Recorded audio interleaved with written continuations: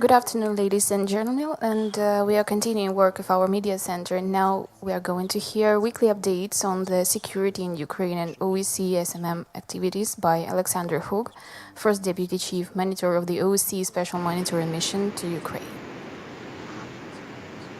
Good afternoon. The security situation in the east last week remained largely unchanged. Ukrainian armed forces remained positions along an almost 500-kilometer long line, facing armed men on the other side. One of our unmanned aerial vehicles captured a series of images in and around Solote on 8 October. As is the case all along the contact line, they reveal that the sides have dug in with trenches, roadblocks and mines sneaking through the countryside, creating divisions and danger for civilians where none existed before. And as these images show, to compound the danger, they have heavy weapons on hand. Last week, there have been periods of calm in some sectors, but in others, random scattered shooting was only broken by intense periods of fighting between the sides, involving a range of weapons from small arms to heavy proscribed weapons such as mortar and artillery. In the latter 3 days of last week, there was a sharp uptick in violence. While the OSCE SMM had recorded an average daily ceasefire violation rate of over 1,400 in the first 4 days of the week, the average for the remaining 3 days was over 2,300. A 60% increase. There is, of course, a direct correlation between violence and civilian casualty rates. As the sides fire more weapons, more often, more civilians die and are injured. Last week, we confirmed the death of 2 people and the injury of another 2. In Solote, a 30-year-old mother and her 17-year-old daughter were killed when shells exploded near their home. In a field close to the town, a boy was injured by flying shrapnel from an artillery round. The other established correlation is between the presence of mines and unexploded ordnance and the rate of civilian casualties. Since the sides dug in along the contact line, there has been a steady weekly loss of human life and limb. Last week was no different. In Lutochine, a man was injured. He stepped on a mine. Ladies and gentlemen, we in the OSCE SMM have been recording this violence for over 4 years now. It has been a 24-hour, 7-day-a-week effort carried out by over 600 monitoring officers aided by cameras, unmanned aerial vehicles and other technology. Among all the facts we have established and reported on, one stands out clearly. Anyone who has read our daily reports knows it to be true. There is a direct correlation between non-compliance with the Minsk agreements and the deaths and injuries of civilians. This is an inescapable fact.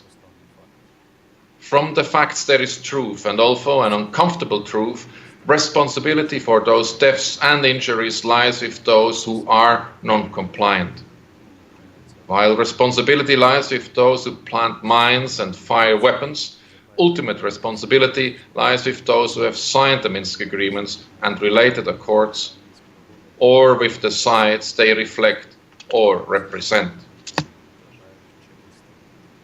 We have been asking for this violence to end for a long time. The weapon that killed the mother and daughter in Solote last week, and the dozens of others killed so far this year, should never have been fired. They should not have been even present, as the sides promised to withdraw them a long time ago.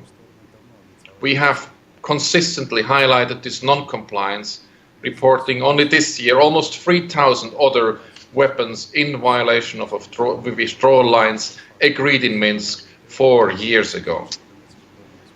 And remember, The mother and daughter in Solote were killed just 3.5 kilometers from the Solote disengagement area, where despite explicit promises by the sides in 2016, we have been for weeks now documenting the presence of personnel, weapons and fortifications. Engagement instead of disengagement. We are not blind.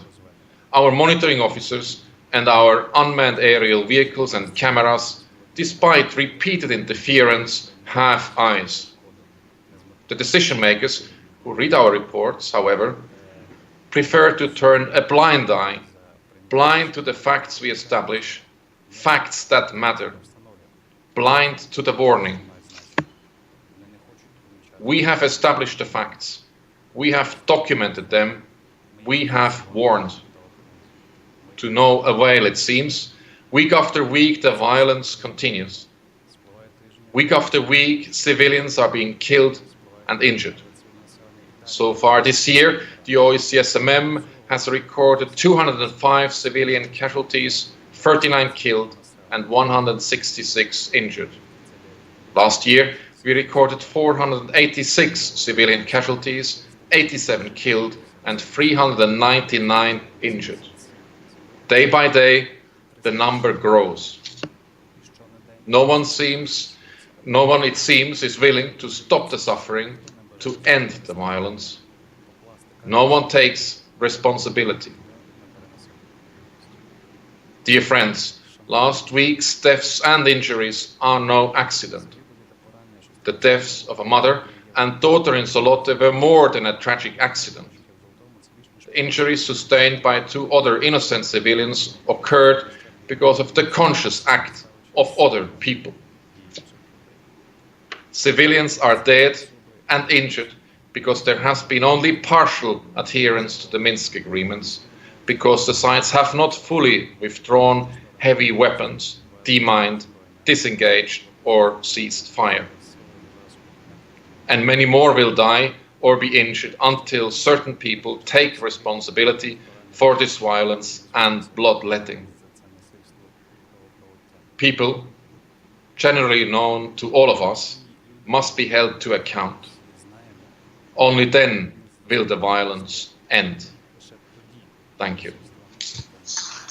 Thank you, Mr. Hoog, for your detailed report. And now it's time for questions.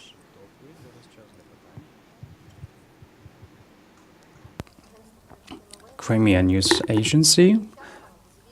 Lately, the SMM reports often report about information that the schools in non-government control areas, well, their staff, the teachers, they refuse to talk with the monitors. They're being prohibited from doing so.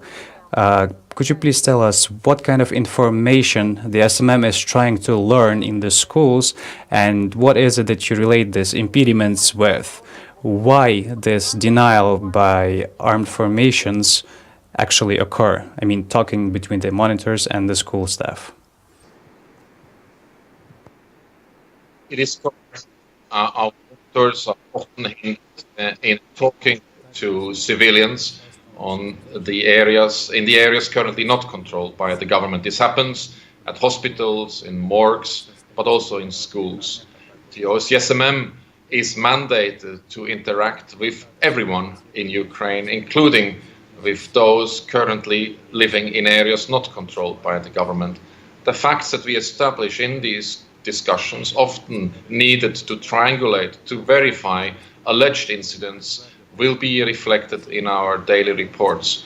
We do engage with schools because all civilians matter in this conflict, and we do want to understand the concerns of the school children, of their teachers, living often in very close proximity to the contact line. The information that we gather, once again, in these discussions with civilians will help us to provide a more objective picture as to what is happening on either side of the contact line.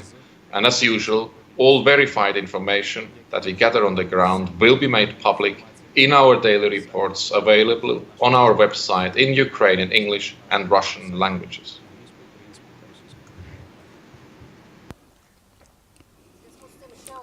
Another clarification, if I may. Usually, there are specific polling stations in schools for the elections. Could it be related that the monitors are not allowed to talk with people with the fact that on 11th of November it is the date of the so-called planned elections organized by the occupation authorities? Does the SMM see the organization process for these polling stations in the school premises? Thank you.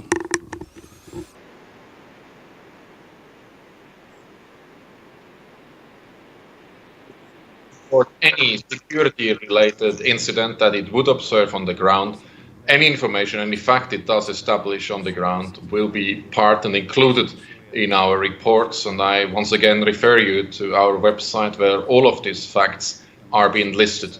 And as you know, the OSCE Special Monitoring Mission does not speculate based on its findings. However, any established fact, how uncomfortable it might be for the readers of our report, will be made public. Thank you very much for your answers and report, and see you soon. Okay. Thank you for having me. Goodbye.